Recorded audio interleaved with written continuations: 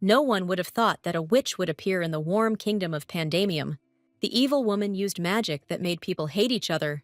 With the outbreak of war, a plague appeared, and the once beautiful kingdom fell into decline. But let's not rush to get upset, because then 7 magicians arrived from the north. They united with the queen and successfully fought off the Black Witch. Eventually, they returned the kingdom to its former peace. But things are not that simple. The witch cursed the souls of people and promised to return again and again until the curse disappeared. The queen was alarmed by the curse, so she asked the 7 magicians to stay. But they put forward their condition that it was necessary to raise strong magicians in order to fight back against the demons. Since then, the kingdom has become magical, and an academy of magic called Papillon has appeared. Getting into an academy that was recognized as the best and received a lot of love was very difficult. Only children of magicians with a deep history and outstanding talent could enter there. But of course, not all students had so-called privileges. This is how this story began. When the teacher was unhappy with her student, Rhea is the perpetual loser of Papillon Academy's scholarship. Those around her, alas, did not have the best opinion of Rhea. They discussed her behind her back. Rhea could clearly hear them whispering about her and was angry about it. Some commoners with a natural gift for magic were allowed to study at the academy. The main character wanted to pretend to be a ghost in order to survive among the rest in this academy. We move on to the next moment, where we are introduced to a new character. The people standing behind the guy were delighted and shocked by his skills and abilities. The teacher praised Cheyenne only after she was convinced that the boy had nothing more to teach. In response to her words, Cheyenne only smiled modestly, because in his opinion, she was overpraising him. Rhea heard the girls next to her discussing Cheyenne, how he never gave up first place to anyone. Cheyenne was called a true genius of the academy, and his innate mana was already on another level. But thinking about this, Rhea remembered that there were losers like her who had achieved little.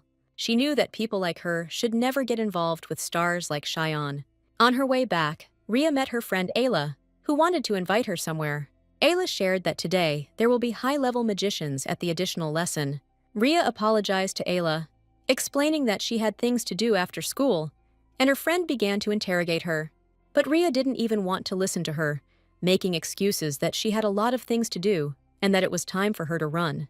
The girl just wasted her time because she really is late. So, some time passes, and Rhea returns back to the estate. The maid who met her noted that Rhea was quite late today. The girl changes from her clothes into a maid's uniform in a few minutes. She was looking forward to trying a piece of pie that her colleagues had left for her in the kitchen. But when Rhea ran into the kitchen, she found a picture of Cheyenne finishing that very last piece. Of course, the girl got angry and started yelling at Cheyenne in an offended manner. The guy felt awkward about the situation, but he believed that first come, first served. The servants in the other room heard their squabble, but were not surprised, because this happened very often. Eventually, Ray's patience snapped, and she decided that Cheyenne would die today. And then she would too. This is how a failed scholarship student and the heir of a great noble family live together under the same roof. The next day, while Rhea was hanging out the laundry, her partner said that it was time for her to go to the academy.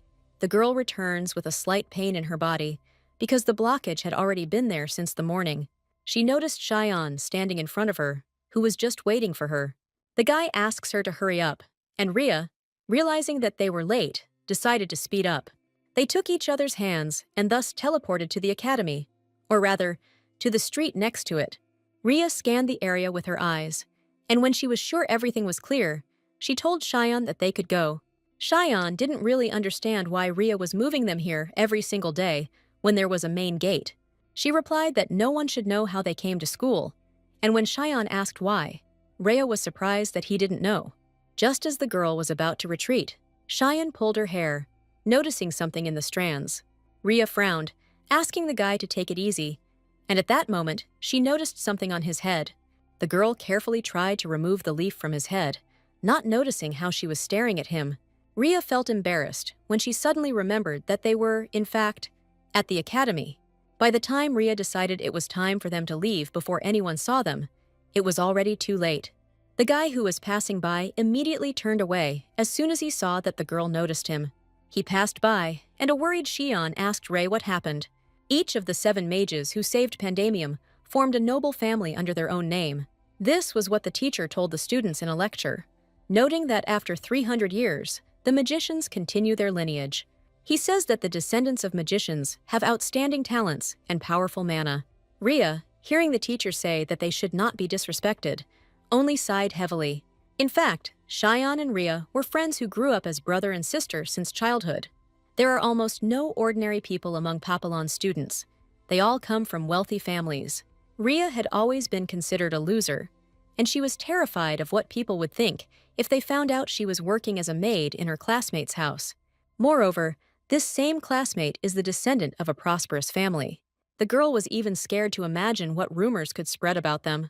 Besides, Rhea had already encountered this when she tried to hide her connection with Cheyenne. Anios is a fellow scholarship student like Rhea, and this commonality brought them closer together. Everything was going well until something happened when Anios noticed Rhea talking to Cheyenne. When Cheyenne realized that they had been spotted, he suddenly grabbed Rhea's hand and pulled her along with him to hide. Since Anios was sure that it was Rhea, she went to look for her. Cheyenne was worried that Rhea was hurt, even though she assured him that everything was fine. At that moment, while they were sorting things out, Anios found them, freezing in shock. Rhea planned to tell Anios everything as it is, because she is her friend. But the girl saw how viciously Anios looked at her then, completely not wanting to listen to her. And at that moment, Rhea realized that if she wanted to graduate well from the academy, she would need to hide her connection with Cheyenne. Even though Anios didn't start spreading rumors, Rhea still started to act cautiously, but she was still worried that she had let her guard down today, allowing someone to notice them. So the main character decided that she needed to find that guy and make him keep quiet. At this point, the teacher asks the students' attention so that they can meet the new student at the academy. It turned out to be the same guy who noticed Rhea and Cheyenne together, who introduced himself as June. While Cheyenne was talking with his classmates, a girl approached him, inviting him to have lunch with her. Cheyenne began to apologize that he was busy now, but at that moment, he felt something pulling his hand. The girl, confused by his words, thought that he just wanted to go alone with her. But when she turned around again, Cheyenne was no longer there, leaving her puzzled. It turned out that it was Rhea who dragged Cheyenne into the library and told him to remain silent. Cheyenne jokingly asked what Rhea was going to do with him in such a deserted place. But the heroine was in no mood for jokes, and she tells Cheyenne that the guy they saw in the morning transferred to them. But what was important to her was that they had to shut that guy up before rumors started spreading. Cheyenne simply didn't understand Ray's feelings, and so she was already thinking that she should drop out. When Rhea said that she was worried about their relationship, Cheyenne asked what kind of relationship they were in. The question made the girl confused, but she replied that they were simply the heir and the servant. Cheyenne didn't like this idea and asked Rhea to deal with it herself. The guy gets up from the floor and leaves, waving his hand at the girl, and she doesn't have time to stop him. A confused Rhea was left alone, not understanding why Cheyenne was so angry. She thought he was offended when she told him they were just an heir and a servant. But even now, our main character remembered her first meeting with Cheyenne. The servants did not understand why the mistress brought into the house this girl who was left an orphan, abandoned in the rain. Sitting around the corner, little Rhea heard their entire conversation, trying not to attach any importance to it. Her thoughts are interrupted by a boy who appears next to her, extends his hand to her, and asks her to follow him. After Cheyenne's father died of illness, his grieving wife closed the doors of the estate and did not allow any guests. Rhea and Cheyenne, it turns out, were the only children in such a huge estate. Cheyenne was not only a friend and family to Ray, but also a special person. This continued until Rhea found out what a unique individual Cheyenne was. When Rhea looked at him, she didn't understand if this was the Cheyenne she knew. The girl then wondered if she really was a special person for him. But later, Rhea brushed these thoughts aside, deciding that she needed to put her feelings of inferiority aside. At some point, Rhea stopped after hearing the conversation between Cheyenne and the head of the family. The guy told the head of the family that he gets along with Rhea as a friend and girlfriend, and nothing more. Rhea broke out in a cold sweat when she heard that the head of the family herself had ordered him to do this. The woman was uneasy. She asked Cheyenne to be more careful, and he listened to her. Rhea, who is eavesdropping on the conversation, freezes in shock upon hearing Cheyenne call her a miserable child. Her hands began to shake involuntarily, but she couldn't drop the tray because it was expensive. Rhea realized her situation too late. but she couldn't imagine that Cheyenne liked her. In the end, the girl decided that she could cope just fine without him. So when the new student was introduced to the class, she greeted Jun with a smile. The guy gave her a serious look, as if he didn't want to talk to her. Rhea asked him to contact her if he had any difficulties, and, after a short pause, Jun finally smiled, greeting Rhea. The girl thought about it at this point because she didn't remember telling the guy her name. The founders of the academy filled the building with forbidden labyrinths and secret rooms. Every full moon, a monster living in a magic tower goes hunting and looks for a victim. There is also a rumor that if you swear your love in front of a certain statue, you will be together forever. However, the strangest rumor was that a demon was sealed in a forbidden part of the academy. Lately, Rhea has been enjoying her vibrant student life. The student Jun, who appeared out of nowhere, behaved indifferently towards everyone. He smiled only at Rhea, and that bright smile made her uncomfortable. Jun and Rhea spent almost all their time together, during every class and break. Jun agreed to try Rhea's cookies, thanking the girl and noting that she was a good cook. And while they both enjoyed the cookies, Rhea thought something was wrong. The main character wanted to bribe Jun to keep quiet, but everything goes too smoothly. As she was thinking this in her mind, she noticed Jun looking back at her, and she felt embarrassed. Because of this, the girl choked, and Jun asked her to take her time. Rhea blushed, thinking that besides this, Jun was also very handsome. Other students standing nearby were discussing the new guy, who they thought looked completely ordinary. No one has been transferred to the academy for 10 years because the entrance exam is very difficult. Rhea explained that scholarship recipients have to keep a low profile. And then Jun asked, wouldn't she attract attention if she hung out with the new guy everyone was talking about? Rhea didn't have time to answer him because Kenan suddenly approached them, suddenly smelling the stench. He thought that Rhea was on a date with a new guy and told her that at this rate she would fail the exam again. As luck would have it, right now the worst company in the entire academy has arrived here. Kenan noticed the cookies lying on the blanket, asking if she had made them by any chance. He said that common people have no concept of hygiene since they sit and eat from the ground. The guy was about to throw out this, as he put it, garbage, but Jun suddenly stopped him. Rhea and Kenan froze in place when Jun suddenly ate all the cookies himself, not allowing a single one to be thrown away. The girl was very embarrassed and felt awkward, not expecting what a glutton Jun would turn out to be. Kenan asked Jun in horror if he really liked such dirty things. He told the two that they now looked like a couple of cockroaches. Rhea turned around and noticed that Jun was about to use magic, but tried to stop him in time. She decided to admit her mistake by apologizing to Kenan. Rhea told the boy that since the cookies were very dirty, she didn't want him to get dirty. However, Rhea wanted to make him other cookies, to which he angrily shouted that he would not eat them. Students watching the unfolding drama discussed how Kenan had gone too far. Eventually, Kenan leaves, asking Rhea and Jun to nibble on their own scraps. Jun noticed that Rhea handled it quite easily and thought that she often encountered this. Jun didn't like that Rhea silently endured the bullying because she was only ruining her own life. In response to his objection, Rhea asked what was wrong with her patience. Rhea asked if he thought about the consequences if he did use his magic. She explained that no one would dare to enter into conflict with Kenan because they would still be guilty. Explaining to him that she wants to graduate safely, Rhea says that Jun probably has a purpose for being here too. Rhea just wants to survive by any means necessary on this battlefield, and she didn't mind if Jun called her a coward. Before leaving, the girl wondered if she had gone too far. After some time, Jun decided to use his magic circle to determine something, but he had nowhere to rush, because he was sure that in this academy, Rhea would have nowhere to escape. It was Rhea's second week of observing the new boy, and she still thought he was handsome. Jun was able to meet Rhea's beauty standards, which had skyrocketed thanks to Cheyenne. The second thing the heroine noticed was that Jun did not show interest in others. When other students offered him something, the boy replied that he was not wasting his time. It seems that Jun has been ruining his relationships with others quite quickly, and Rhea has noticed this. Since Jun only talks to Rhea, she thought she didn't need the plan anymore. The third thing that Rhea noticed was that Jun was walking around the academy grounds very often. When he approached a wall one such time, he heard someone telling him that it was forbidden to go there. It turns out to be Rhea, who explains that if he gets inside the barrier, he won't be able to get out.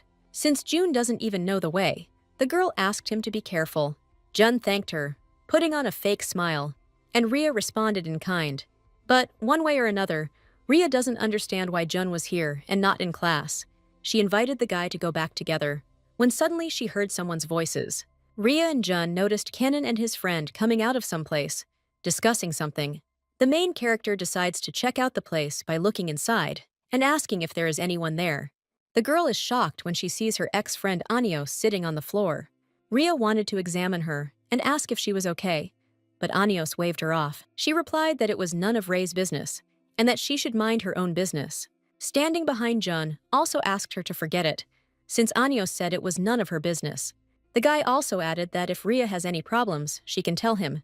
The girl did not expect such a turn of events, but nevertheless thanked him. The next thing Rhea noticed was that the new guy was too kind to her, and it was making her nervous.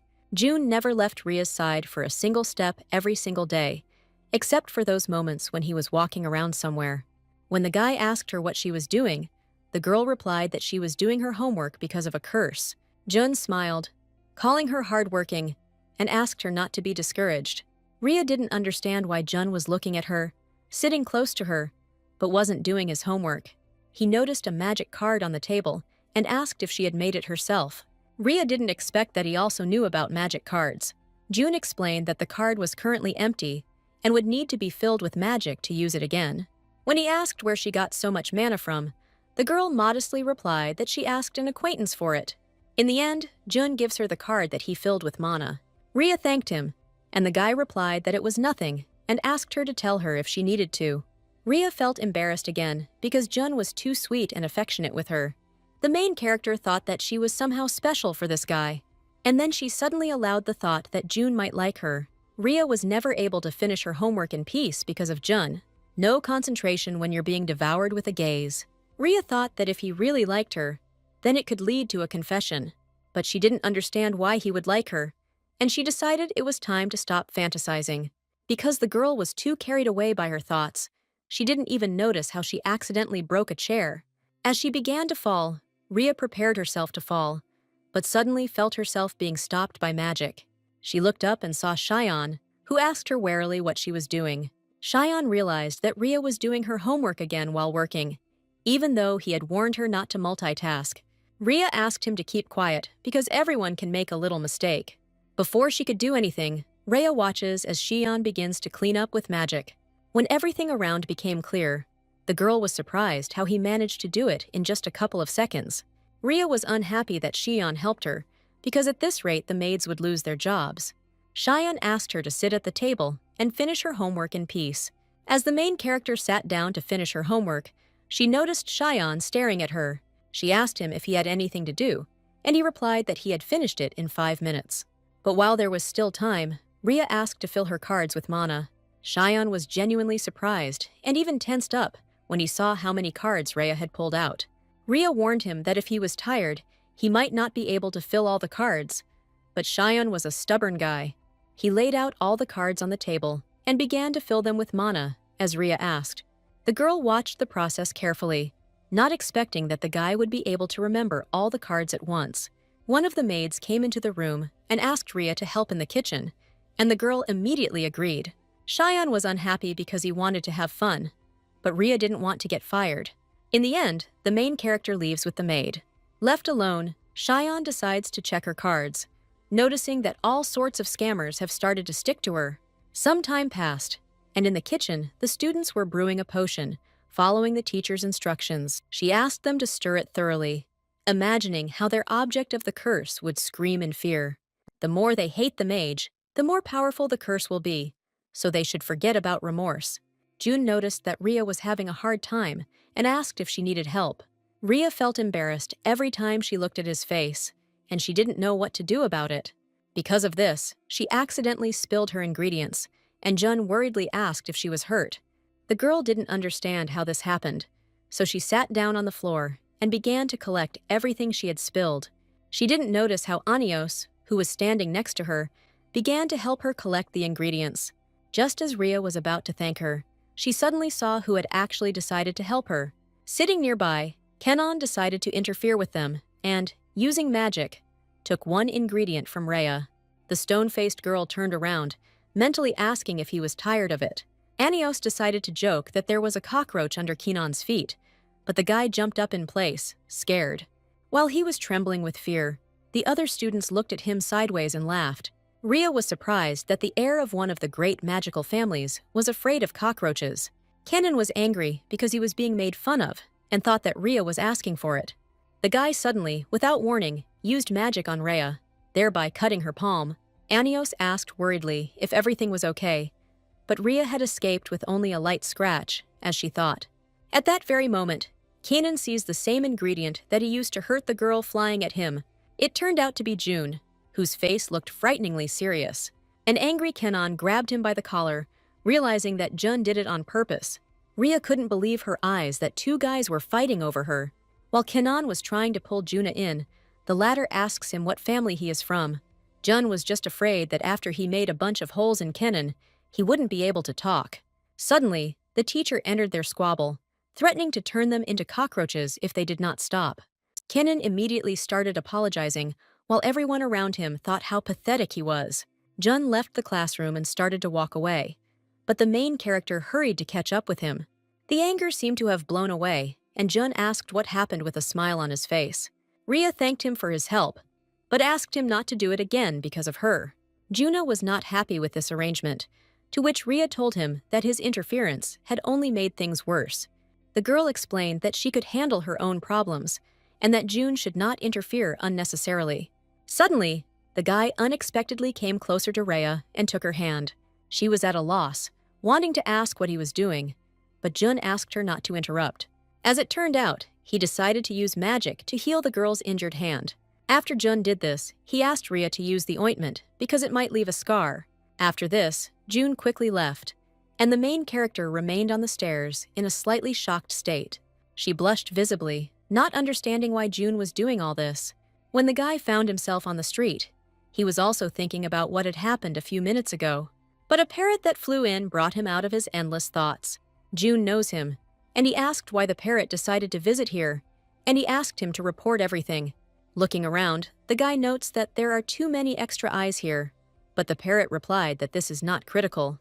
Eventually, June quietly tells the parrot that so far everything is going according to plan.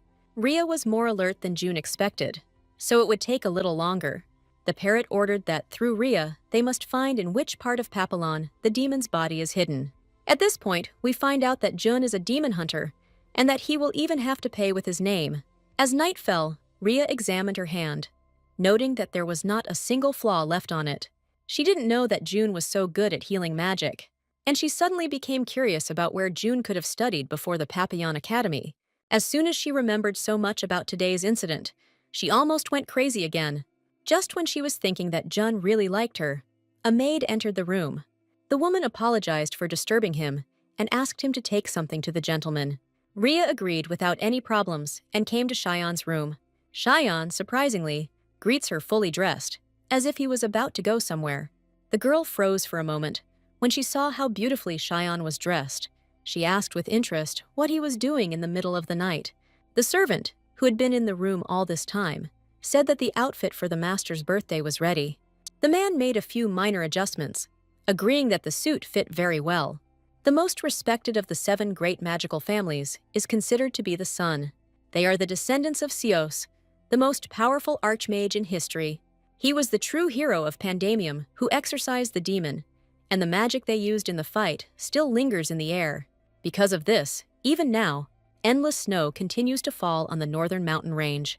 300 years have passed since then, but during this time, a magician who surpassed Ceos has not appeared. In his outfit, Cheyenne looked exactly like his ancestor in the portrait. And while Rhea was thinking about this, Cheyenne asked her to put the brooch she brought on him. The girl came closer to the guy and asked him to stand still. For some reason, Rhea was very worried, so she couldn't calmly put on the brooch. Cheyenne, noticing this, asked what was wrong and leaned towards her, asking if she was nervous. Rhea immediately pushed Cheyenne away, asking him not to bother her. She decided to ask why he suddenly needed a new outfit for his birthday. Sighing heavily, Cheyenne replied that he himself did not know, since this would only cause him more trouble. But the girl asked him not to say that, because the Song family was hosting a reception for the first time in 7 years. Everyone is excited, as this is the first time their mansion will host guests since Cheyenne's father passed away. The servant thinks that such a luxurious outfit will be appropriate, since Shioni will be presented to the public for the first time. The others discussed how long the lady had held out, because they would have liked to brag about their master every day. Rhea has never seen a reception outfit like this before, and it doesn't look like a regular suit. Then, another maid stated that this was the uniform of the Night Mage Squad. The Mage Knight Squad is the best in the Empire, led by the Song family. Even from the Academy, only the elite can pass into the squad of Night Mage, although for Xion, this was not a problem. Xion asked why Rhea was looking at him like that, offering to try on his outfit too, but she refused. The guy is indignant that she refused, because he thinks that it would really suit her. When he told her it was beautiful, Rhea told him who was beautiful here was he. Later, when Rhea recalculated her income, everything looked very dismal. She still had 100 years to save up for her goal, and she wasn't sure she could afford to spend it on Xion. The girl does not understand why the gentleman decided to hold the reception, because they could have done everything as usual. Suddenly, Xion knocked on the door, wanting to come in, but Rhea asked him to wait. The guy walks into the room, and the main character notices a pie in his hands. Rhea thought that Xion would eat her portion again, but he replied that it was best to do so when there was only one portion left. Xion found it strange that Rhea forgot her pie after leaving. He asked if something had happened, to which the girl replied that everything was fine. When Xion noticed the chess set on the table, he invited Rhea to play a couple of games. The girl agrees without any problems, and then the guy asks what they will bet on. Rhea suggested that he do her homework for her, since he was still first in the rankings. Xion was very hopeful of winning, but in the end, Rhea beat him and won. She asked him to try his luck in 10 years, to which Xion replied that he would be pretty cool by then. He asked Rhea if she would be able to compete with him then, and the girl thought that she would no longer be able to. She asked where he could be even cooler, and Xion asked her to give in to her at least once in chess. But the girl can't do this, and that's why she wants to leave this mansion. She knew that Xion would become the new head of the family, and she would continue to clean his rooms, but she wants to distance herself from Xion as much as possible so as not to feel despair again. At the same moment, Kenan again mocks Anios because he felt that she was too cheerful lately. He asked why she didn't listen to him and behave as she was told. Anion froze in place when Kenan told her that he had asked her not to communicate with Rhea. She explained to him that they had met by chance and that she had not communicated with her, and Anios warned that if Kenan was going to bully Rhea, she wouldn't just let it go. The guy got even more angry, asking Anios if she had forgotten her place. He tells her how his father says their wine doesn't taste the same anymore, and they're thinking of breaking the deal. Anios could not allow this to happen, because she understood that it would be the end of her family. But Kenan, stepping on her hand, asked how she, knowing this, dared to turn up her nose. He asked her not to shake, and said that if Anios thought with her head, he would not do anything to her. Kenan sat down opposite her, explaining that it would be easier for her to help him for the sake of their friendship. When Rhea came to exchange her card for coins, she was outraged that she was being offered too little. But the seller, smiling, said that 5 gold coins for one card was even too much. Rhea proves that this is not a simple card, but a luxury one, with a masterfully carved magic circle. She decides to be cunning and offers to buy them this card to get rid of headaches, nausea, and so on.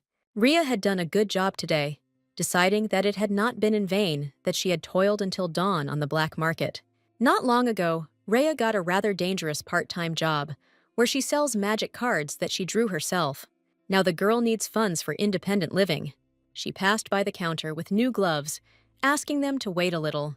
The next day, Rhea almost fell asleep without wanting to, because she had been very overworked the day before. At that moment, Ayla approached her. Noticing that the girl looked tired, she invites Rhea to join them for tea, but Rhea wasn't sure she could. A girl named Janez suddenly approached them, also wanting to join them. Janez says that the cafe they are going to belongs to a member of her family. But before she could continue, one of her friends grabbed Ayla by the hand and ran away with her. Rhea looked at them questioningly, and Janez said that they were simply avoiding him. The girl smiled and explained that it was all because she was from the Hirschman family. Rhea was surprised, because she knew that this family was one of the Great Seven. Their family is more interested in wealth than magic, because they believe that the world is money. Other families feel hostility towards them, calling them ignorant, Janez guessed that Rhea thought that she lacked the nobility that all families had. But in fact, Janez didn't give a damn what other people said. And the girl also added that she likes her family's worldview. When she decided to clarify Rhea's name, Rhea asked her what she needed. Jeans observed Rhea for a while and found out almost everything about her. She suddenly shows Rhea the map she sold yesterday on the black market. Janez actually said that she got this card last night on the black market. Rhea wished she could sink into the ground when Janez praised her for her good trading. But the girl hastened to reassure Rhea that she would not tell anyone anything and suggested that she start a business. She offers to produce Rhea cards and supply them to the black market for sale. Then, Rhea asked where she was going to get that much mana, but Jeans already had an idea. She warned that if they got caught, it wouldn't be very cool. After their conversation, Rhea sat on the couch and thought about it. She realized that mass production could really bring in a lot of profit. And while she was drowning in her thoughts, June unexpectedly, or rather obviously, sat down next to her. June sat right here, although there were plenty of empty seats around.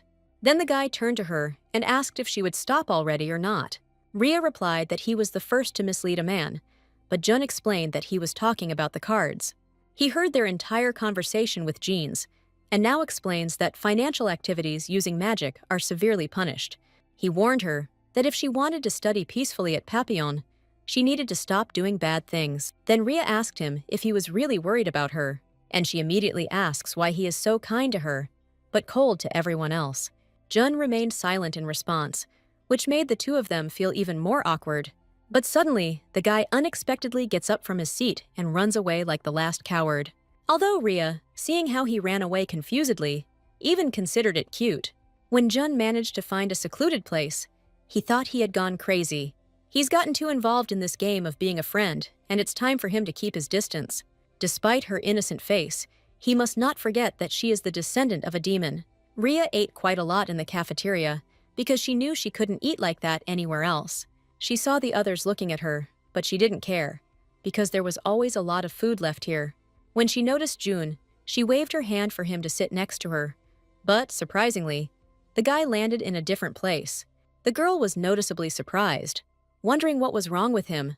During a fencing lesson, Jun unexpectedly took another person as his partner. During history class, the boy also sat in a different seat, not next to Rhea as usual. When they crossed paths in the hallway, June ignored Rhea's greeting and walked past. The main character looked at him with a confused expression, not understanding what had suddenly come over him. Rhea soon met Janez, who was surprised by the number of maps Rhea had made. Jean said contentedly that her instincts could not be fooled, and Rhea asked her to be quieter. But Genesis convinced the girl that no one goes into this worthless storage room. Rhea doubted they would be able to sell the blank cards, but Janez explained that she would launch them as a sample first. Then, Rhea decided to ask why they were doing this at all, since the money they got from the cards was pennies. Janez shared with her that this was all for the sake of becoming the next head of the family. From generation to generation, the place of the head of the Hirschman family was inherited by those whose trading skills were the best. Genesi really wanted this place, and she would rather bite her tongue than give it up to her brother. On top of all this, Janez noted that Rhea looked a bit gloomy today. Rhea said that everything was fine, and eventually, Janez began to get ready for her next lesson. She said goodbye to Rhea in a whisper, although Rhea didn't understand if there was any point in it now. When Rhea was left alone, she thought that she was acting so strange because of Jun. She thought that Jun most likely started avoiding her because of what she said earlier. Rhea is upset that she worked so hard to make a new friend, and now he doesn't even communicate with her. But suddenly, she decided that she was simply going crazy, and she needed to put her depressive thoughts aside. Rhea lightly slapped herself on the cheeks, trying to wake up so as not to get upset because of some men. Things were much more important, especially since she had the same thing with Anios, so this was no reason to be upset. Eventually, Rhea decided that she just needed to sleep to recover. It would be better for her to regain her strength than to waste time on useless thoughts. The main character decided that as soon as she got some sleep, all thoughts about Juna would blow away like the wind. After some time, June comes to the pantry and finds Rhea sleeping there. O was surprised that she was sleeping anywhere, but suddenly the guy realized that now she was defenseless. Looking at the girl's innocent sleeping face, June didn't think that a demon could be sealed here. Realizing that this is his only chance, June takes action using his magic. But everything was quite difficult, and the body of the sleeping Rhea did not succumb to his magic. The mana he used made June's eye bleed, and he realized that Rhea really wasn't letting him get close to her. As sunset approached, Rhea woke up, not realizing how long she had slept. She felt her jacket, surprised, and thought that Janez had brought it. But you and I know that this is not so. She is brought out of her foggy thoughts by Anios, who suddenly appears in the storage room. Anios smiled at her and asked if she could go somewhere with her, because she needed to talk to her. Rhea agreed without any problem, suspecting nothing, and calmly followed Anios.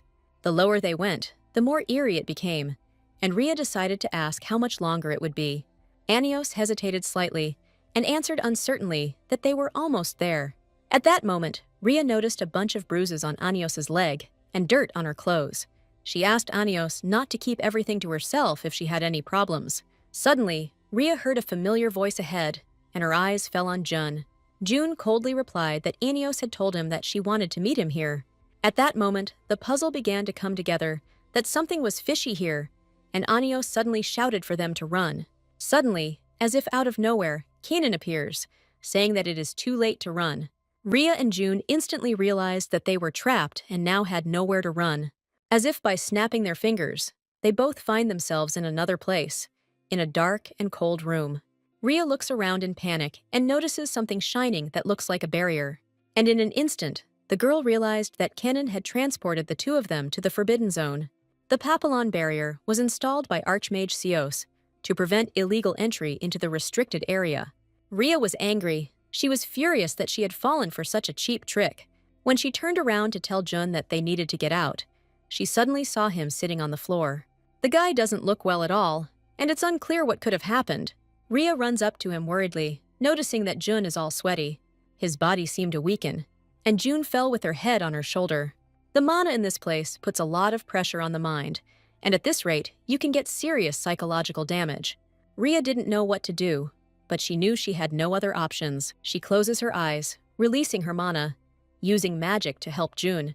After some time, the girl opens her eyes and realizes that she succeeded. In fact, the main character entered June's inner world without permission. But it was necessary, so it was okay. And it was also very cold here. If she talks to Jun here, he will immediately come to his senses. All she has to do is find him. The girl stopped, looking ahead in surprise when she saw the Papillon Academy. There were many human corpses inside the academy, and it was not the most pleasant sight. It was the first time Rhea had seen such a dark and abandoned inner world. Inside June's inner world, the main character was finally able to find him. The girl immediately ran up to him and asked June if he was okay. She explains to him that he lost consciousness and then suddenly notices a familiar emblem. June points to one person and tells her that he died. Rhea tried to explain to him that the inner world was made of memories, that it was unreal. But suddenly, the guy unexpectedly grabs Rhea by the shoulders and asks if she killed everyone here. He suddenly grabs the girl by the throat, starting to choke her, angrily repeating the same question. Rhea panicked, trying to get out of his grip, but Jun is very strong. When she looks into his eyes, she notices this strange look, realizing that June is simply not herself.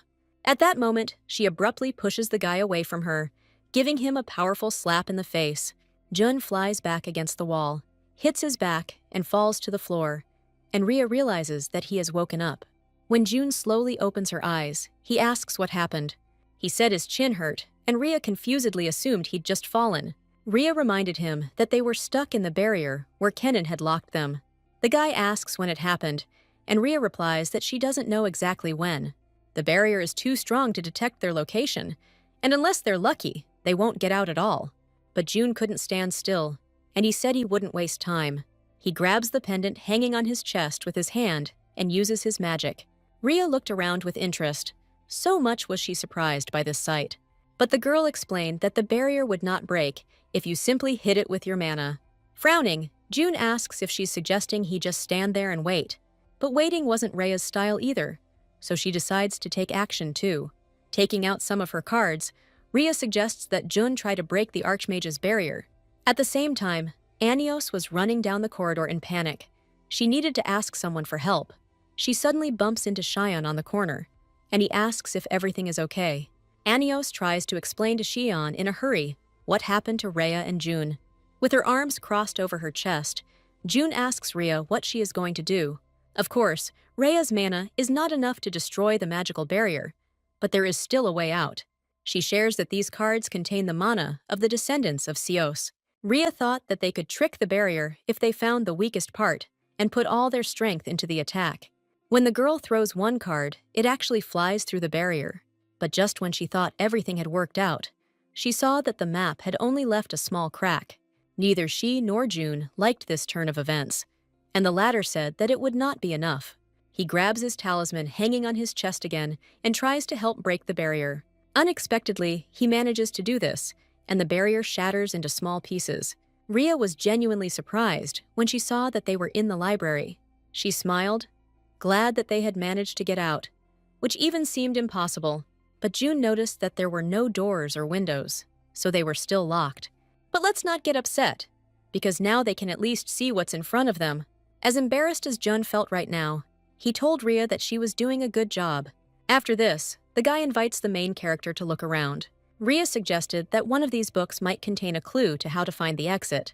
But even after 3 hours, both of them still hadn't managed to find anything. Rhea had almost resigned herself to the fact that at this rate they would die of hunger here.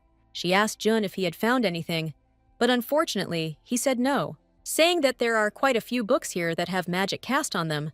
Rhea suggests examining them. So when June opened one of these books, water suddenly poured out of him.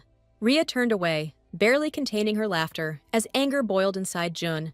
The girl told him that he just needed to look harder and picked up another book. But as soon as she opens it, a frog jumps out onto her face. Jun, on the other hand, said it was a great choice because they could roast the frog and eat it. Rhea told him that it was the first time she had seen a magic stone as big as Jun's. The magic stone is the only material that can collect a large amount of mana. Rhea suddenly thought that June might also be from some respectable family. Having remembered something, she decided to ask if it was his jacket that she found herself covered with. Jun was already ready to answer that it was his, but suddenly fell silent. He blushed, covering his flushed face, and Rhea herself blushed, finding him cute. Eventually, June asks her to look for clues if she has nothing else to do. But the girl simply did not understand how she could manage to leaf through so many books. Just when she thought they would be stuck here forever, one book caught her attention. The main character picked up the book, thinking that she had seen it somewhere before. June, noticing this, asked what she had managed to find there. Rhea wasn't entirely sure that this book had anything to do with the barrier. June's patience snapped, and he decided to simply break the barrier. But Rhea stopped him. She told him that they didn't know what was behind the barrier, and they couldn't just burn everything here. Suddenly, at some point, all the books started falling off the shelves. Everything seemed to be collapsing. June didn't understand what had touched Ray, that everything started to fall. But it was an ordinary book. The girl shouted that at this rate they would both bury themselves alive. And June himself understands that he can't stand still, so the time has come to use magic. The guy conjured an umbrella and handed it to Rhea, although she didn't understand why they needed it. After she took the umbrella, Jun suddenly grabbed her hand, firmly and securely. He bounces off the floor, jumping up onto the books, and the girl follows him. Grabbing the chandelier, June pulls Rhea close and asks her to hold on tighter. June assumed that it seemed like a trap to destroy the aliens had been activated. He asked what happened to that book, and Rhea replied that she dropped it. June asked her to stop fidgeting and stand still, but she simply couldn't stay still. All this led to the fact that the chandelier on which they were standing began to come off the ceiling. Jun fell from the chandelier and began to fall down, not having time to do anything. But Rhea manages to grab him by the jacket, thereby flying down with him. Jun hugged the girl tighter, trying to protect her, even though he knew it was too late. And eventually, they both fall into a huge stack of books. Rhea rises first, feeling a furious pain in her head. But as soon as she opened her eyes, she saw Jun lying underneath her, asking if she was hurt. Rhea, of course, panicked at the sight of this, and so replied that everything was fine. June noticed that she was breathing heavily, but the embarrassed Rhea tried to pretend that this was not the case. Anyway, June still noticed that Rhea had injured her knee, and it was now bleeding. But the main character completely refused help, pushing Jun away. Rhea thought Jun was too calm, and wondered where the blushing cutie had gone. She checked to see if he was injured, and Jun said that he barely had time to use magic. Rhea felt something under her hand and saw the book she had dropped earlier. Jun asked why she did such a stupid thing, and Rhea didn't understand what she was talking about. Rhea could have let him fall calmly, because she wouldn't have been able to hold him up with her weight anyway. The girl was embarrassed when June called it unreasonable and asked what she should have done then. In her opinion, only cowards avoid responsibility by hiding behind rationality. In response to her words, June said that at this rate she would simply die soon. "Curious crows don't live long," June said, and Rhea got angry. She didn't understand why he behaved so rudely, thinking that this was his true nature. Then, Rhea decides to ask why Jun has been ignoring her lately. June tries to pretend that she doesn't hear or notice her. But then the girl asked if they could be friends like before, if he really didn't do it on purpose. She waved it off, saying that being alone was no problem at all for her. But after so many days, she had already gotten used to Jun, and she even felt somehow bored without him. After a short pause, Rhea noticed how the guy wanted to touch her, but he didn't have time to do this, because suddenly a wall collapsed somewhere near them. The professor and Anios, whom Rhea did not expect to see at all, entered the library. The woman was angry about what had happened, and she told Rhea and June to follow her to the teacher's room. Later, the teacher tells Rhea that she has been watching her for a long time. She asks with displeasure how Rhea dared to invade Papillon's barrier. The main character could not answer anything except ask for forgiveness. The professor glanced at June and noticed that he didn't seem to be going to apologize. But the guy asked why he should apologize if he was not guilty of anything. Then the woman shouted that breaking the barrier was one of the strictest laws. Rhea wanted to say that some circumstances had arisen, but the teacher interrupted her. She asked Rhea if she still didn't understand how to behave properly. She also explained that if Rhea failed another exam, she would not be able to graduate. Therefore, the professor suggested that the girl try herself in some other field. Just as the main character was about to answer her, she heard someone's voice. Turning around, Rhea saw the director of UBL enter the office and tell the professor that she was overdoing it. The head of UBL is a man from one of the 7 great families and the director of Papillon. Rhea was a little confused and stunned because it was the first time she saw him so close.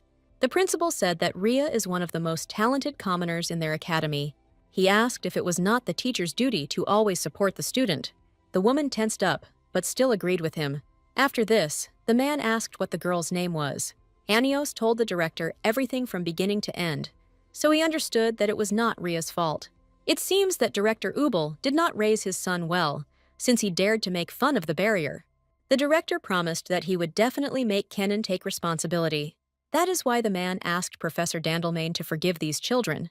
Eventually, the professor forgives them and tells them they can go. When Rhea and June approached the door, they ran into Kenan, who immediately ran away like a coward upon seeing them. After they left, the director said that it was the first time he saw this guy. The professor said that he transferred to them from another institution, and he had a recommendation from the Medius family. The professor notes how the director skillfully manages to remain calm when he sees Rhea. The director immediately thought that something was wrong and asked if she really reacted that way because it was Rhea. The woman shared that every time she sees Rhea, she gets goosebumps and starts shaking with fear. Already in the corridor, Rhea breathed a sigh of relief that everything worked out. Suddenly, June doesn't let her go further and blocks the passage with her hand. The guy asks her alarmingly if she really saw something in his head back then. At that moment, the girl immediately remembered that skull-shaped ornament. She said it wasn't on purpose, but June asked her to keep her mouth shut. He leaned closer to her, telling her that she had better remain silent if she wanted to keep her secret.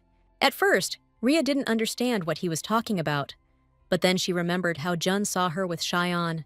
This made her very angry, and she sharply waved the guy away, asking him to move away.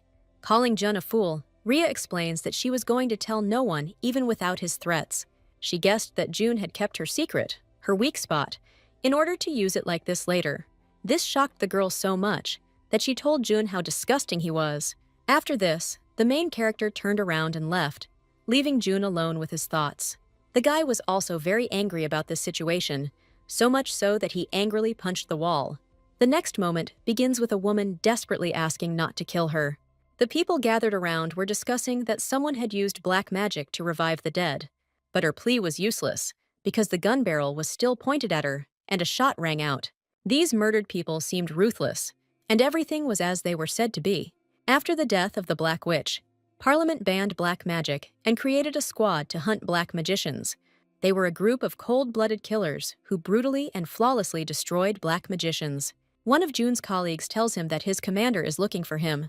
When Jun arrived as he was told, the commander was indignant that he was taking too long. He asked Jun if he felt any remorse during the process, and he said no.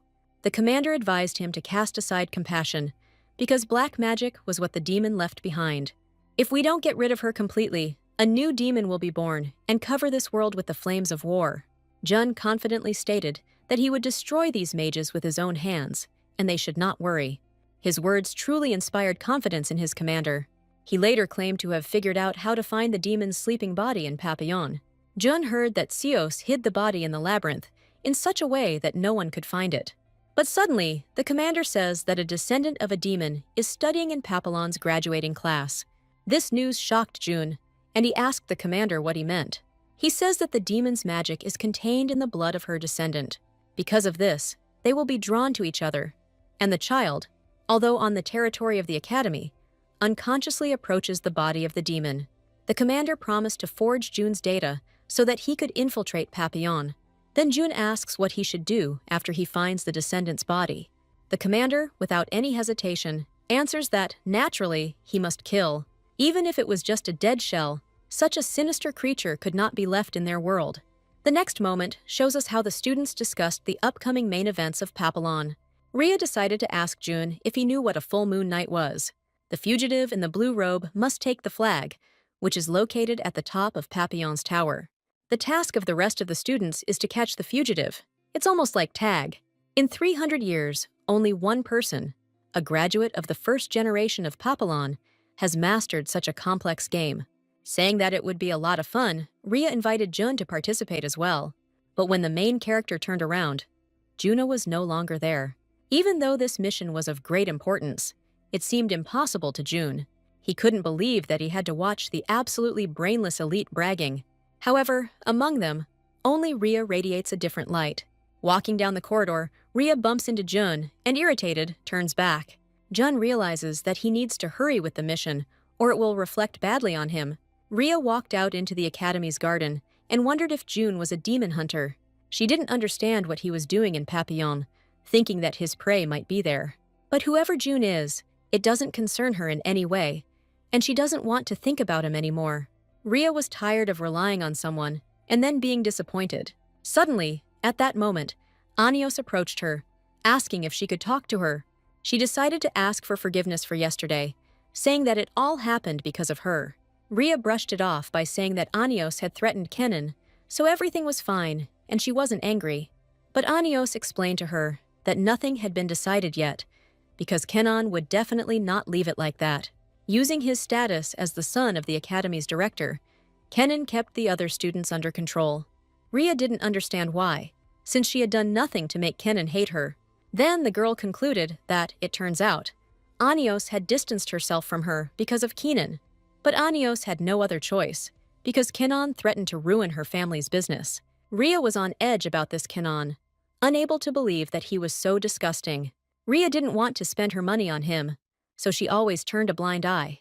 She was so hysterical and screaming that she attracted the attention of students passing by. Rhea suggested stripping Kenan naked and hanging him upside down from the roof. Kenan didn't know how to wear clothes anyway, as Rhea thought, and he looked very strange in his outfit. The heroine couldn't even believe that Kenan actually thought this was cool. After this, Rhea suddenly laughed and told Anios that she was really fun to chat with. But Anios thought that if she told Rhea that she was no different from Kenan, she wouldn't believe it. She remembers how, in her first year, when Rhea had just transferred to them, literally everyone was already talking about her. The boys discussed the girl's appearance, thinking that she might be from a noble family. Rhea began to attract attention from the very first day. Even though she was a scholarship student, every time Anios was around her, Rhea exuded superiority. Anios tried to endure Kenan's bullying, but then she saw Rhea with Cheyenne. The thought that Rhea was also special, not like Anios, hurt her pride. Rhea was shining in the center of attention, which made Anios want to stick close to her. Genez unexpectedly finds them and tells Rhea that he has important business news for her. Looking at Anios, Genez asked with displeasure who she was, Thinking that she was some kind of spy, she suggested that Rhea move because their business had to be kept secret. But the main character replied that everything was fine and that Anios was her friend. Jeans immediately invited Anios to join their company as a business partner. Rhea distracted her by asking if Janez had found a way to imbue cards with mana. Janez replied that they could use the night of the full moon for this. Janez asked Rhea not to worry about anything and to rely on her, promising that their business would go uphill. Anios and Rhea smiled weakly believing Janez's words. Night falls, and all the guests are welcomed to the Full Moon Night Festival. The girl who introduced herself as Margaret is the president of the Academy Council. Margaret warned the boys that it was forbidden to use magic before the game began. Let's see if this year's fugitive can safely rip the flag off the tower's wing. There will be only one winner. You must run or be captured. The reward for victory will be a giant magic stone, Papillon's treasure. Along the way, players will encounter obstacles that will hinder both the fugitive and the pursuers. After this, Margaret introduces them to the professors who will try to stop them. Rhea understood that the involvement of professors made it difficult to play, and that is why to this day there has only been one winner.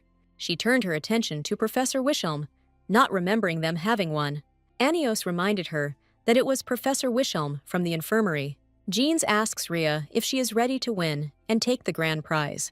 Rhea understood what Janez meant by her way, but she still asked to trust her.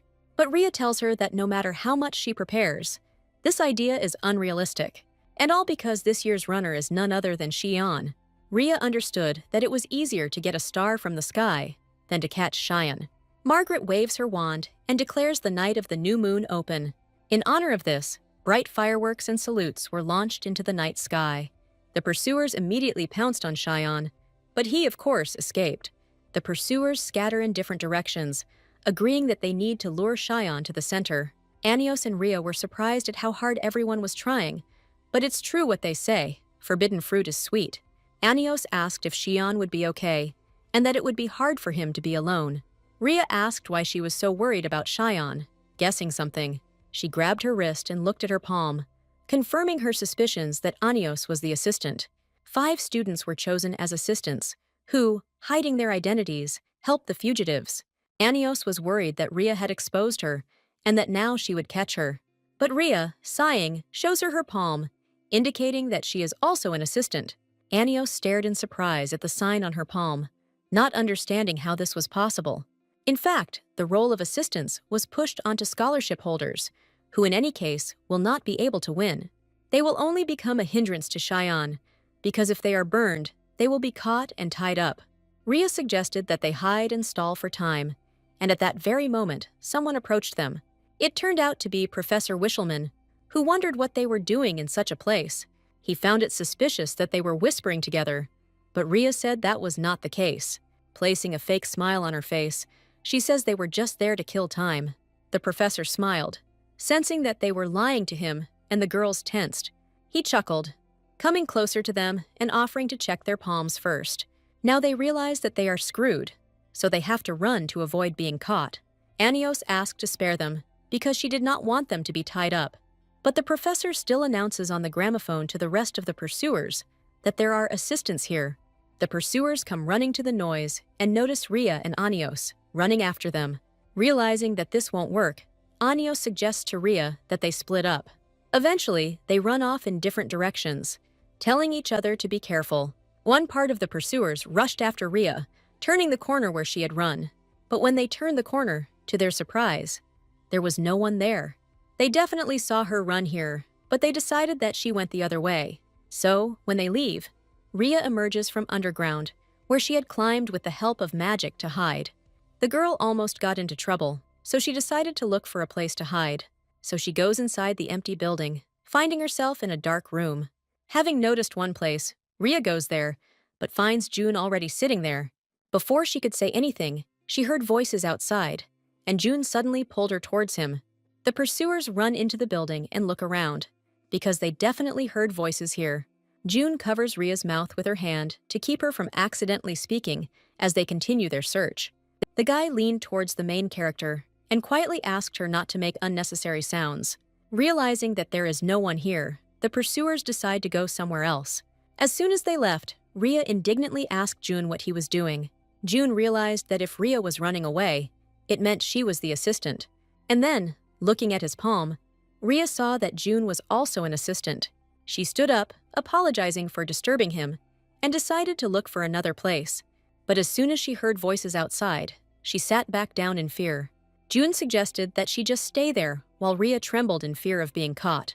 He tells her that if she goes out now, he will be in danger too. At the same moment, the pursuers were running away in panic from what had just happened. One of the pursuers was grabbed by something strange and screamed for help, trying to get out. The players didn't understand what was happening, but they decided that if they wanted to survive, they had to run. Rhea suddenly realized that she had absolutely nothing to breathe here, but we won't tell her that it's all about June. She had no intention of talking to him anymore, but for some reason, she suddenly found herself alone with him again. Realizing that the girl simply couldn't stand it, she thought she should leave. But suddenly, June breaks the silence and asks why she was upset with him that day. Rhea couldn't believe he was asking such a thing when he was literally blackmailing her. But the guy calmly answered her that he did not want to argue, but on the contrary, he wanted to understand. But an enraged Rhea told him that she no longer wanted to communicate with him and that he should not talk to her. She was irritated that June was talking complete nonsense and doing everything her own way. June suddenly declares that if a person shows his weakness to someone, he will never be able to free himself. Once your hands are tied and deprived of freedom, no matter how hard you try to get out, you won't be able to. And so, when Jun realized that Rhea had found out about his weaknesses, all he could think about was how to silence her by any means necessary. And the guy also says that he didn't really mean to make her angry. Guessing that Jun supposedly had no choice, Rhea asks what kind of excuse this is. But Jun repeated again that he really had no other way. Rhea said with displeasure that instead of threatening her, he could have calmly asked. Jun asks what can be solved with a simple request, and Rhea replies that this is what normal people do. Rhea doesn't understand how Jun lived in society before this, because he doesn't know how to read emotions at all. Lost in thought, June asks if she would really keep his secret if he asked her to. But because Rhea was still angry, she didn't even know what to do. She didn't want to listen to him, because she didn't see any benefit from it. At this moment, June suddenly moves closer to her, and, changing his voice, asks Rhea not to reveal his secret. The girl was noticeably embarrassed by the guy's change in mood and behavior. She asked him to stop pretending, and that she wouldn't fall for it anymore. It was easy for Junu to say please, but Rhea asked if he should apologize first. And Jun has no problem apologizing to her, although Rhea still doesn't hear the sincerity in his words. She said she would forgive him only if June told her who he really was. Rhea has already guessed that June is not a transfer student and asks what he is going to do in Papillon. And then she also asks if June is his real name. But Jun doesn't have time to answer, because a magic circle suddenly appears behind him.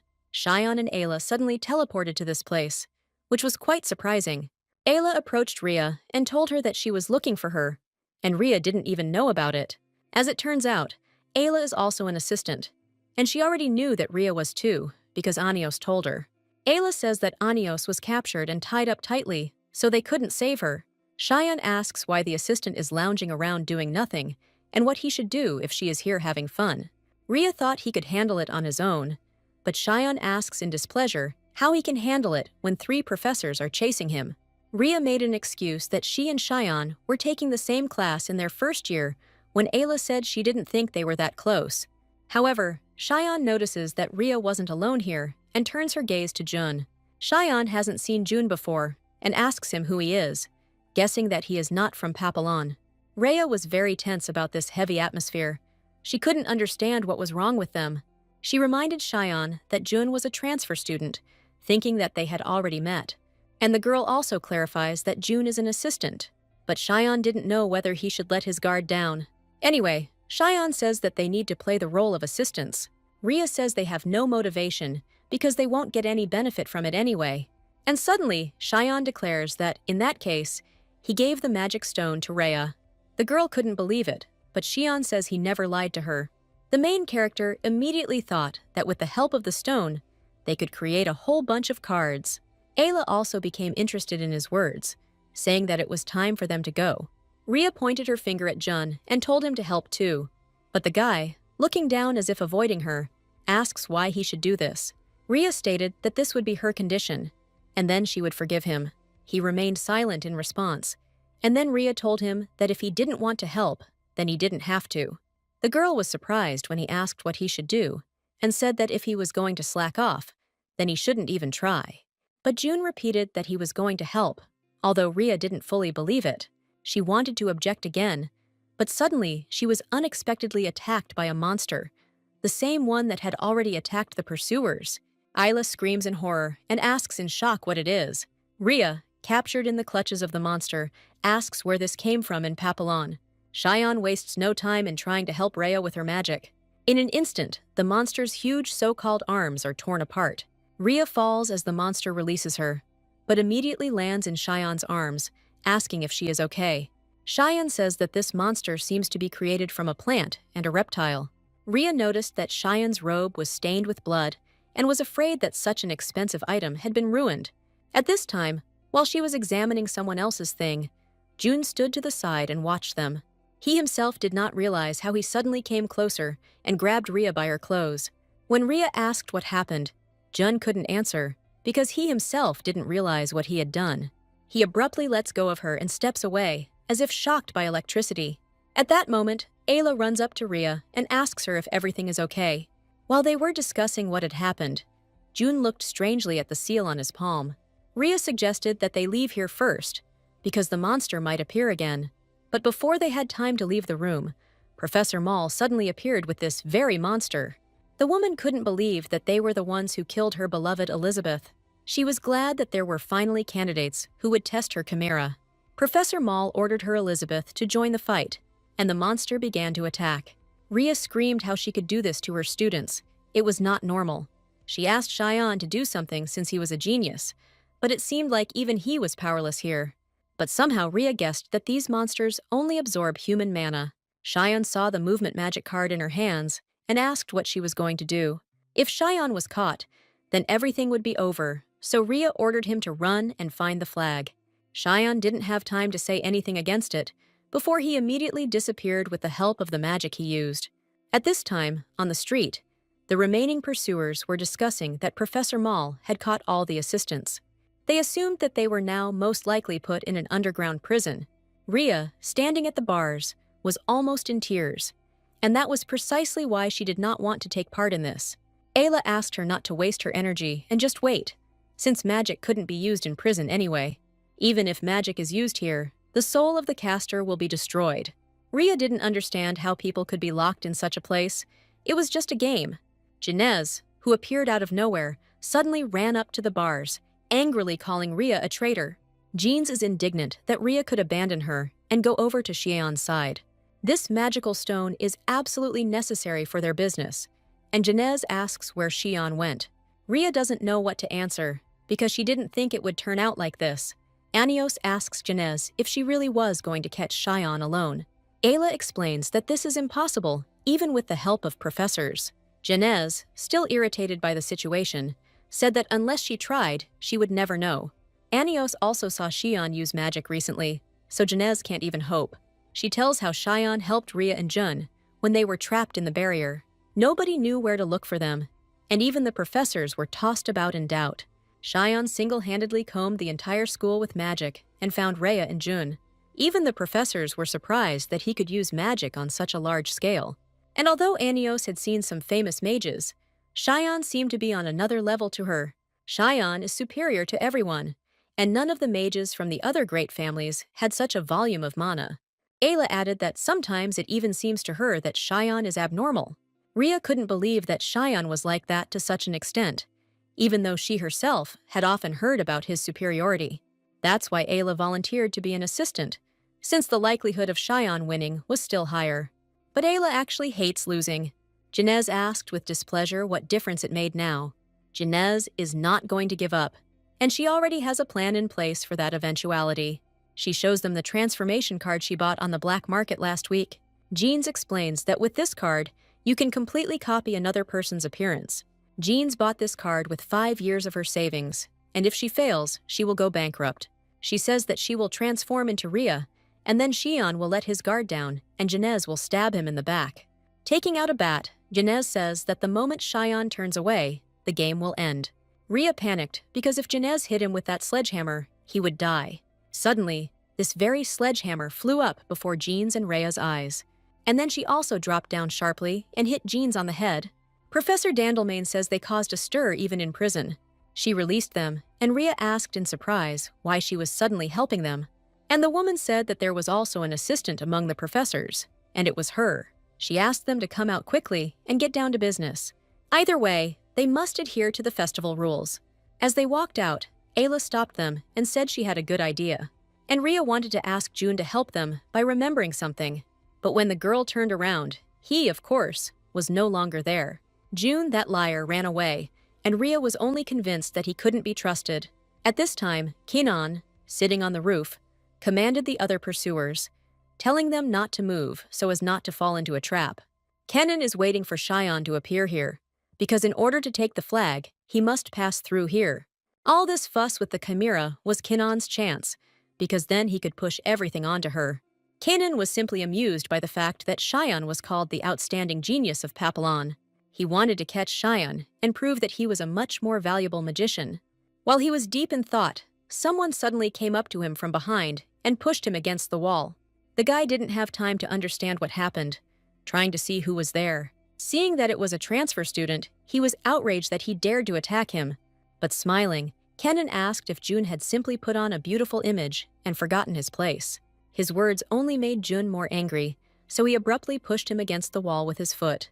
Kenan couldn't utter a word because of the crush, but June asked him to continue speaking. All this time, June allowed Kenan to do whatever he wanted, only because he himself did not want to attract attention to himself. However, he noticed that Kenan always crosses the line in his actions one way or another.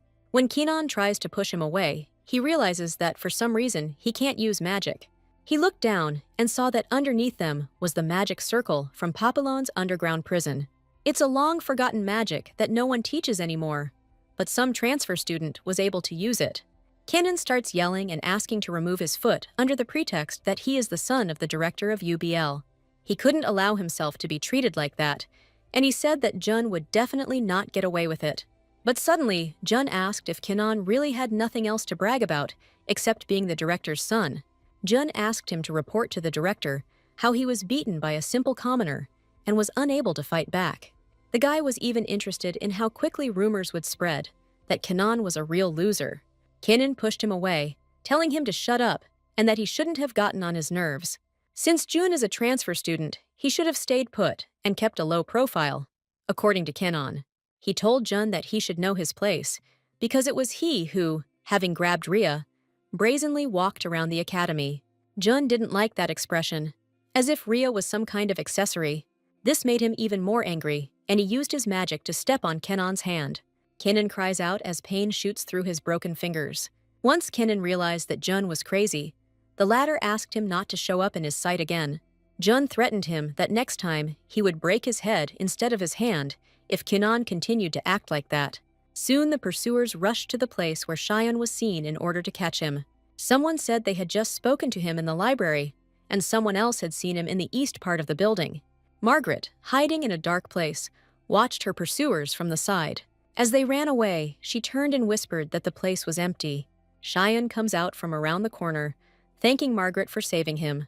Saying that she is the only one on his side now, Cheyenne asks how he can repay her. Margaret, embarrassed, said that of course she could help a little as a presenter. And then Cheyenne asks if she can fulfill one request of his. Cheyenne suddenly asks if Margaret could lend him her staff. She doesn't understand why he needs a staff that's just filled with fireworks magic. Margaret felt sorry to just give away the property to the academy. She asked if Cheyenne would go to that new cafe she had told him about earlier. Cheyenne agreed without any problem, looking forward to their meeting alone. They agreed to meet on Thursday, and after that, Cheyenne left. But as soon as he disappeared behind the wall, it turned out that it was not Cheyenne at all, but Rhea reincarnated as him. The magic of the card simply amazed her, and even the voice was exactly the same. Ayla, Aeneos, and the professor also agreed to transform into Cheyenne and distract the others. She needed to hurry when suddenly Cheyenne appeared behind her, asking what that was. The girl shuddered, and Cheyenne said that he had been watching her here for a long time. But Rhea wasn't sure if it was the real Cheyenne, so she decided to check it out. Cheyenne is unhappy that Rhea, having transformed into him, arranged some meetings without his consent. Rhea felt awkward, but her plan seemed to work.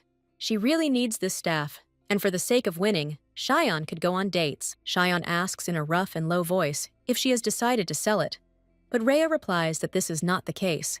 Unfortunately, the tower where the flag was engulfed by that same monster. You can't use magic against this monster. You can't even climb the wall. After thinking for a bit, Cheyenne finally asks Ray what their plan is. While the girl was sharing the plan with him, the pursuers found Cheyenne and chased after him. Cheyenne tells Rhea that they should run, but she suggests that he use the staff. She said that if Cheyenne, the strongest among them all, uses this staff, his strength will increase tenfold. Cheyenne pulled Rhea closer to him, seeming to agree with her suggestion. Before using the staff, the main character asked Cheyenne to close his eyes. The glow was too bright and glaring, and no one could see what was happening. At some point, Cheyenne shouted at Rhea that she could open her eyes. Opening her eyes abruptly made her feel a little dizzy and her ears hurt. Cheyenne guessed that this monster's weak point was light, because the tentacles could not open their eyes. So, grabbing Rhea's hand, Cheyenne began to run while they still had time. They ran along the castle wall, and the flag they needed to grab was already close. But Rhea suddenly falls when the monster returns and grabs her leg. Rhea was afraid that the chimera had already opened its eyes, and did not understand how this happened. Professor Maul realized that these scoundrels had outwitted her, but she would not let them go so easily. As it turned out, the professor forcibly opened the damaged eye so that it would not close again. Being surrounded by the monster, the main character now didn't know what to do. Then, Cheyenne asks if Rhea really needs the magic stone and what she plans to do with it. Rhea couldn't tell Cheyenne the truth, that she needed the stone for her business with jeans. But Cheyenne, looking at her, said that she didn't have to answer if she didn't want to. And after these words, the guy unexpectedly hugged the girl. Before she had time to say anything, Cheyenne decided to, so to speak, borrow her for a while. Professor Maul couldn't believe her eyes that Cheyenne was using magic. The other pursuers and assistants were also delighted by Cheyenne's strong magic. Not a single professor believed what they saw, because his magic seemed impossibly strong. Thus, reuniting with Ray's power, Cheyenne manages to tear the monster apart, literally blowing it up. Rhea looked around and stared at the monster, not understanding how this could be. It just didn't fit in her head that Cheyenne was able to tear the monster apart with magic. It turns out that Cheyenne ignored his opponent's magic and suppressed it. Professor Maul began to cry, holding in her hands the only remains of her Elizabeth. At this very moment, Margaret finds herself in the center of events, announcing that the winner of the Night of the Full Moon has been determined. Of course, without a doubt, Cheyenne was the winner. The students rejoiced, because this was the first winner in 300 years. The students were delighted. Cheyenne seemed incredible in their eyes. Rhea was surprised by the noise that arose, although there really was something to admire here. Finally, a new great archmage appeared in the state. But it felt like a real new legend was being born. The main character realized that there was no place for her in this long story. That is why she needs to leave this place as quickly as possible, and preferably do it before Cheyenne becomes a legend. Rhea suddenly saw someone's silhouette in the distance, not understanding who it was. She knows that entering that tower is forbidden, but she definitely saw someone. But still, Rhea allowed the thought that it might just have seemed that way to her.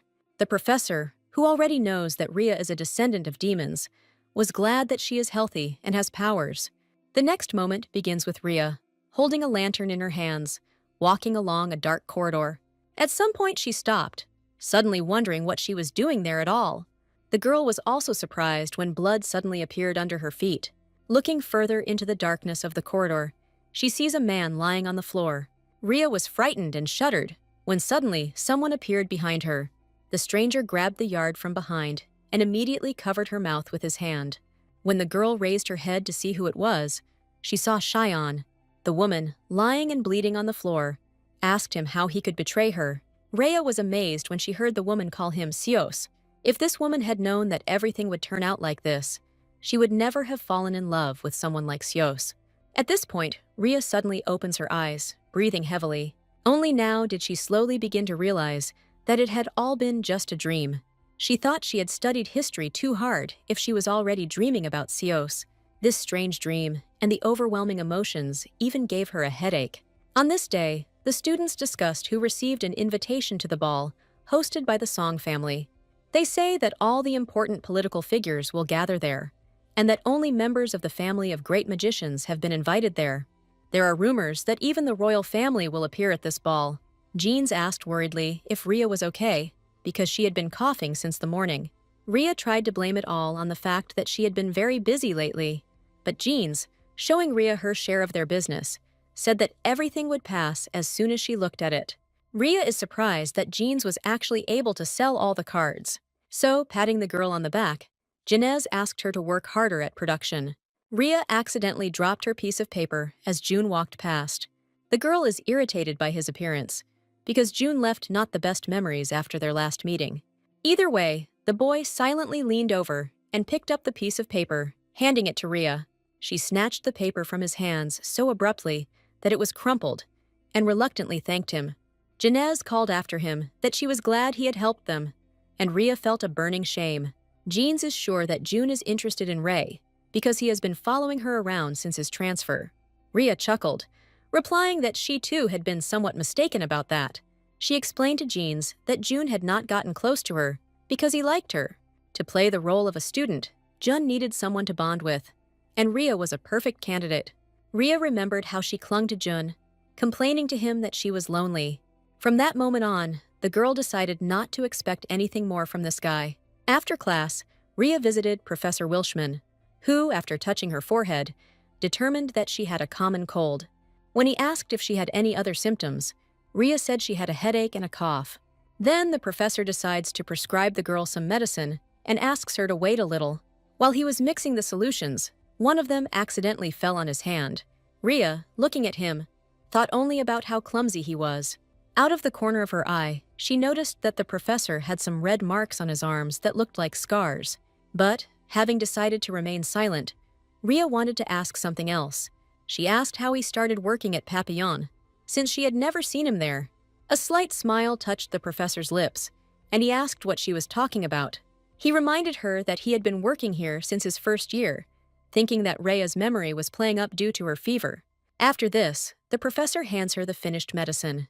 He asks Rhea to drink it, guaranteeing that it will make her feel better. Rhea suddenly felt an ominous energy coming from the medicine. Professor Wilshman asks what happened when Rhea suddenly doubled over with a sharp headache. He gives her the medicine again and asks her to drink it, promising that it will definitely make her feel better. As soon as the girl drinks the medicine in one gulp, she loses consciousness, and the professor catches her. Although this was not in his plans, it would do, and he asked Rhea not to keep him waiting too long. When Rhea woke up, she suddenly realized that she was strangely suspended in the air. Looking around, the main character felt a huge amount of her mana. She guesses that she has entered someone's consciousness, someone's inner world. A woman appeared before her eyes, who immediately recognized Rhea. Smiling, she talks about how much time has passed since Rhea descended into this abyss. At this moment, Rhea remembers that she had already seen this woman in her dream. Remembering her words in the dream, Rhea asks who she is and what she wants from her. The woman thought for a moment and asked her to start with urgent matters. After asking the protagonist to look ahead, the woman explains that she is sealed here. She grins and says that at this rate, she'll have to reabsorb Rhea again. The very next moment shows us Rhea, still unconscious, lying in bed. June carefully and quietly enters the room where the girl was lying. Touching her forehead, the guy determines that the temperature has already dropped. Eventually, June places a chair next to the bed and sits down, wanting to watch Rhea. He thought that when Rhea was sleeping, she didn't look so angry. So, while there was still a chance, Jun dared to gently stroke her hair. He immediately pulled his hand away as soon as Rhea muttered something unintelligible. Someone appears behind him and suddenly grabs him by the throat. It was his demon leader who asked him what he was doing here. He reminds Jun that he came here to fulfill his duty and that Rhea is his target. The demon leader asked Jun not to forget that he was always watching him. After these words, he disappears, and Juna breaks out in a cold sweat. He stands up, repeating to himself that he needs to do his duty. And at that very moment, he stopped when he heard movement behind him. Awakened, Rhea asks in a low voice what he is doing here. She called him a naughty child who sneaks in here like a thief. And suddenly, the tower they were in unexpectedly explodes. People on the street panicked when they saw this terrible picture. Nobody understood what had happened and why there was suddenly a powerful explosion. Jun was thrown against the wall by a strong wave, and he began to guess that it was not Rhea at all. Rhea called him a weakling, asking if that woman had really sent him here. Left without an answer, the main character asks him if he is ready to die. Confused and frightened students panic and ask someone to call the professor. Jun was badly injured. The wound was too deep, and he needed to stop the bleeding. The guy sincerely did not understand what kind of monster had taken up residence in Rhea's body. The witch sitting in the body had not seen the blue sky for a very long time. While the witch was locked in the ruins, this kingdom flourished, and all this happened when they had completely forgotten what they had done to her. They composed songs about their heroes and lived in happiness and peace. Now Jun became sure that this was not the real Rhea, but someone who controlled her body. Realizing that she can't wait, June decides to use magic to defeat the witch. But the witch did not allow him to touch her pendant. She broke it into pieces. A huge rock flies at June, instantly knocking him off his feet. The witch could clearly see that June was in pain, but she told him that he should have sat still. She hates people like June the most, people who don't realize what they're doing. And the witch couldn't allow such people to hang around our main heroine, Rhea. She suddenly grabbed Jun by the neck and lifted his body into the air. Jun began to choke. He tried to call Rhea by name, but it was difficult. At that moment, something strange happened. Something that made Rhea let go of June. The witch in the girl's body began to cough, as if losing all her strength. She is indignant that Rhea's body is resisting her actions. The witch hoarsely said that Rhea didn't understand men at all. She didn't have time to do anything else, finding herself in a magic circle. It turned out to be Cheyenne, who came to the rescue and drove the witch into a trap. The witch asks Cheyenne to let her go, covering him with bad words. But the next second, under the influence of magic, she switches off, and Ray's body falls into Cheyenne's arms. Before Cheyenne can leave, June stops him and asks where he is going to take Rhea. Cheyenne, turning to Jun, said that it seemed that his Rhea had caused him a lot of trouble. He decided to apologize in Rhea's place and asked June to forget everything he saw. But June could not imagine how he was supposed to forget everything that had happened. He is only tormented by the question of who it was in Rhea's body, who almost killed him. Cheyenne warned him not to try to find out about it, because next time it might end up worse. Then June asks if Rhea is not a descendant of a black witch. The guy was curious about what was really hidden inside Rhea's body. But Cheyenne, on the contrary, asks him why he needs to know this. He tells Jun that if his mistress said he was a descendant, then he is, and let him continue to carry out his orders. Jun doesn't calm down and asks Cheyenne how much he knows, and he said that it's clearly more than he knows. So, calling June an outsider, Cheyenne asked him not to interfere. After that, Cheyenne went home, still holding Rhea in his arms. The servants greet them with stunned expressions on their faces. They panic and ask what happened, but Cheyenne replies that it was nothing special. With a smile on her face, Cheyenne reports that Rhea was simply very tired and passed out. He said everything was fine and was going to take Rhea to her room. At this moment, the lady, Mother Shiona, appears on the stairs, having come out here in response to the noise. The lady was also puzzled by what had happened, so she asked what had happened. Cheyenne thought that his mother had gone away on parliamentary business and did not know that she was at home. But since the lady was not feeling well, she decided to return early. She asked what happened to Rhea, and Cheyenne lied that she was sleeping because she was very tired lately. Mother guesses that the preparations for the ball must have been tiring. She directed her hand at Rhea's seal and restored it with magic. The lady didn't understand how this could happen when Cheyenne was next to Rhea. Cheyenne smiled and apologized for this, explaining that there was outside interference. He convinced his mother that not a single hair had fallen from Rhea's head. The mistress ordered the servants to let Rhea rest for some time, and she also warned Cheyenne to watch her every move closely. Cheyenne heard his mother tell him to do this if he didn't want to lose Rhea again. Some time passes. The maid comes to visit her mistress, and she is already feeling better. Since she wanted to rest peacefully, she ordered that no one should come into her chambers. But as soon as the maid left, the mistress heard a knock at the door and allowed entry. She saw who it was and asked rudely how he dared to come here. It turned out to be June, whom the woman asked if he really wanted to die. First of all, the guy apologized for disturbing him. It's a secret that the lady is the leader of the demon hunters. And Jun, knowing this, dared to come here. But June, clenching his hand into a fist, said that he had an urgent report about that girl. The lady asked him not to tell because she already knew and had dealt with the problem. To bewitch the minds of a huge number of people was a trifle for them. June had nothing to worry about, so the lady asked him to carry out his duties calmly. But June still decided to ask who that girl really was. He says that he saw her image and thought that the witch had entered Ria's body. But the guy was at a loss, because he knew that the witch had died 300 years ago. Therefore, he wants the lady to tell him the truth, because it will help his work. But suddenly, the woman unexpectedly gets out of bed and plunges a sword into June's body. It was a real shame, because she thought June was questioning her orders. The lady decided that June had become confused while getting carried away with the game at the academy. But she asked him not to forget what his mother had done in Papillon. Being part of one of the great families, she was going to use black magic. She sacrificed the lives of innocent people, seduced by the promises of the Black Witch. And the person who pulled Jun out of this nightmare was the lady. She gave June a magic stone and taught and trained him so that he could emulate other magicians. So, the lady asks if June has already forgotten how much she has done for him. He wanted to say that he could continue to carry out his duties effectively, and at this point, she asked him to shut up. In fact, the lady took him away only because he was full of hatred towards black magicians. And so, holding a sword to his throat, she asks him to tell her the reason for his existence. June, looking up at her, declares with his last strength that he must kill all the black magicians. The lady returned the stone to June, asking him to fight on and avenge his mother. There is little time left before June finds the body of the Black Witch and carries out her revenge. Some time passes, and the main character, Rhea, suddenly opens her eyes. When the girl looked back, she saw a Black Witch sitting next to her. Frightened, Rhea asked the witch to let her go, but she said that it was time for her to change. The witch was upset that she was able to go out for the first time in a long time, but did not have time to do anything. There was a lot to deal with, and she asked Rhea to handle it herself.